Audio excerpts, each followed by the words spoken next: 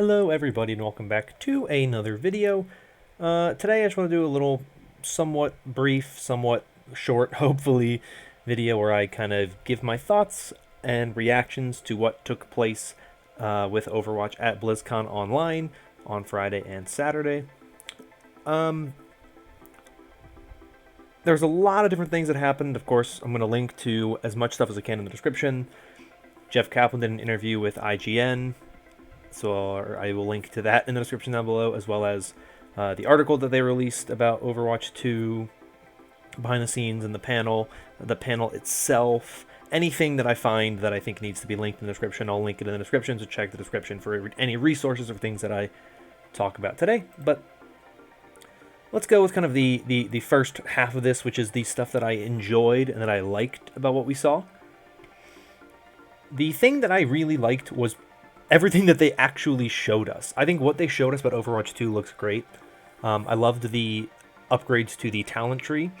Instead of just having the few talents that we saw back in 2019, we now see there's a whole tree that has been added. So there's a lot more talent, so you can have a lot more customization options, a lot more things to go back and return to, which I think will make the longevity of hero missions much better, because you're going to have a lot more things you can explore and experiment with and try out, which I think is going to be a really great way to add to that experience, as well as really interesting stuff like going from Fire Strike to Frost Strike for Reinhardt. Things like that I think are really interesting. So I thought that was a really cool thing they showed off. I thought the new designs they showed looked very good. The ones we saw officially were Pharah, Widowmaker, Reaper, and McCree. I liked all of them. My favorite was probably Widowmaker's and Pharah's. Those two I thought were really, really nice. We also got a little bit of a tease at Soldier 76's new design, though not quite the same way as the other ones were, but we did see their designs, so I thought those were pretty nice, all things considered. I really liked the changes they announced to Reinhardt. With, like, he can Fire Strike twice, he can cancel his charge, he can navigate his charge a little better. I personally liked the changes they announced as well, to making it where all of the different roles have certain passive abilities. So all the supports over time will heal themselves, all the tanks have increased resistance to knockback damage, and then also all of the damage heroes have a slight speed boost. I guess they're just faster than they were in the old Overwatch 1. So I think that's really interesting. I think that's something that I'm really excited to see, because I think it opens up a ton of different options for things to do, and it makes the hero roles feel different. And I think that's a huge benefit to what we've seen with the way the game has felt. I think it'll make the roles feel a little more distinct. You won't have things like BAP feeling like he's a better version of Soldier 76. Well, he might still feel like a better version of Soldier 76, but at least Soldier 76 now will have his different, be able to run. He'll also be faster when he's not running. I think those are some interesting changes. And the potential changes to tanks as well, where they seem to be more brawly, more of a brawler type of role, rather than a shield-only tank type role. So that's very nice as well. Very much excited about that. So really everything they showed I thought looked interesting. I thought Sojourn looked interesting from what we saw about her. I'm also, of course, very happy that they said that we're going to get more regular content updates. Regular updates about Overwatch 2 and what's going on with it. Unlike we had for the past year, we had no content whatsoever, no announcements, no news, anything like that. Now we actually have confirmation that we'll be getting that. We also got confirmation from Jeff that Assault will not be a game mode in Overwatch 2 competitive, and likely not in quick play as well. So that's an interesting change. I don't know if I like that or dislike that. I'm pretty neutral on it. I don't really particularly care that much. I do like the fact that they are considering stuff like that. That is, things that are not popular about the game, they're considering taking them away. They're listening to people, and they're recognizing the problems with it, and they're working on it. So I do think that is good to see, even if I don't think it's the greatest thing they've done personally, because I do think some of the assault maps are nice looking, but I do know that they need a lot of work, need a lot of changes to make them look good. I'm sure they'll be incorporated into the story in some way, but it is what it is. I'm probably forgetting some stuff that I liked. I may as well pull up this article. But I think that the game itself looks really, really nice, and I'm very excited to see more content going forward, because I think it does look very nice. And everything they've shown so far has made me very excited for the game's direction so far. The new maps looked really good. The New York map especially got me very excited, because I do love New York City.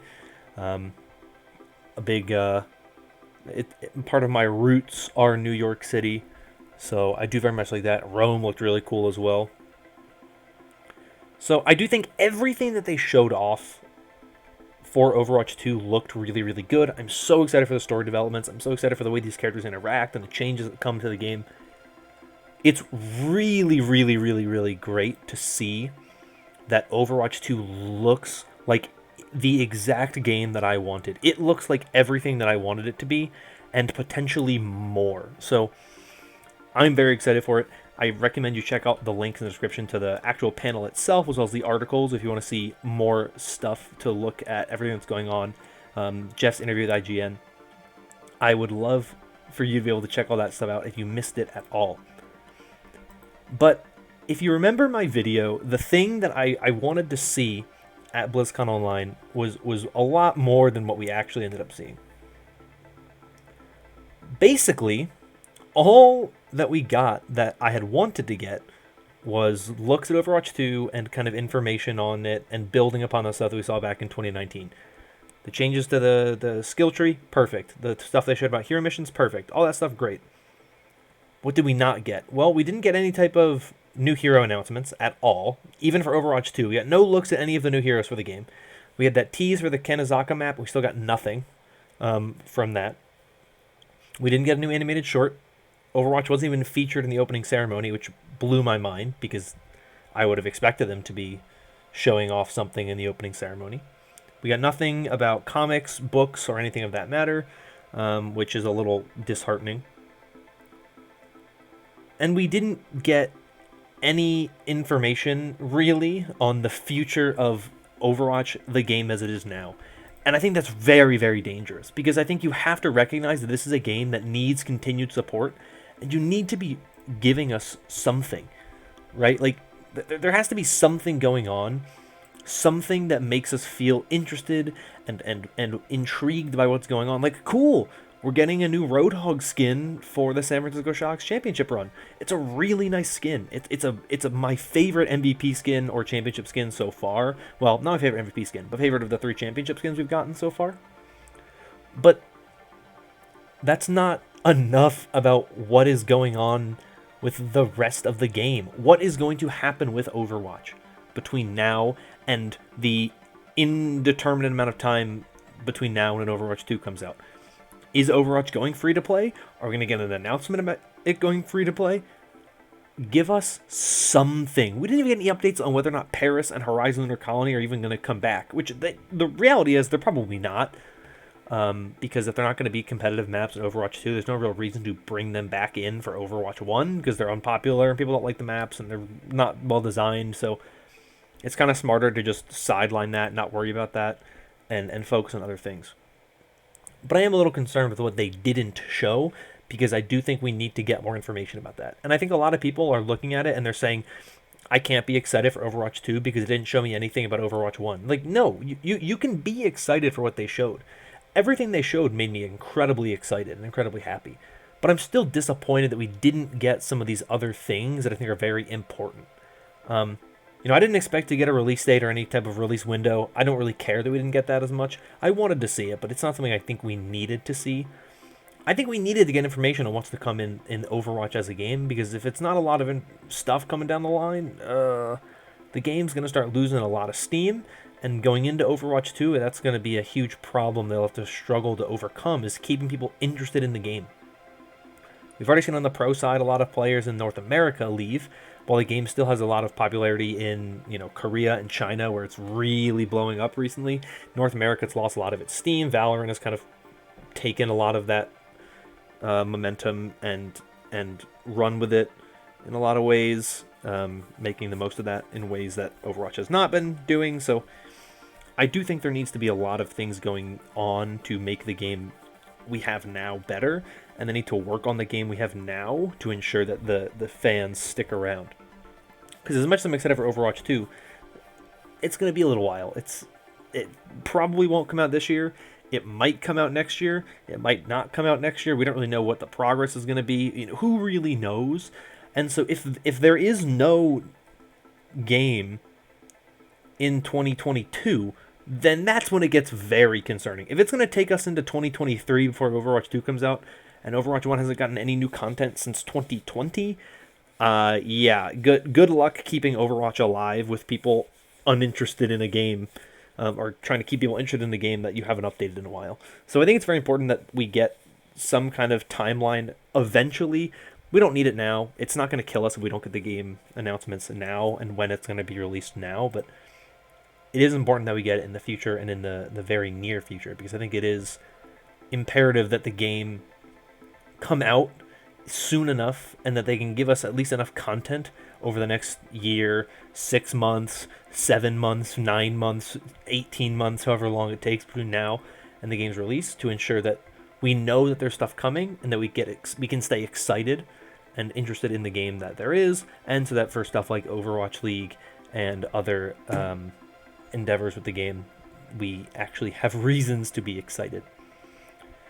Those are my thoughts. I wanted to do a brief video on it. You're going to get your regularly scheduled Overwatch League roster breakdown videos back again soon. On Wednesday, you'll get the next one, so stay tuned for that. But that is all from me today. Let me know your own thoughts about BlizzConline in the comments down below. But I'm going to get out of here. Thank you once again. Hope you're all staying safe and staying healthy. And until next time, bye-bye.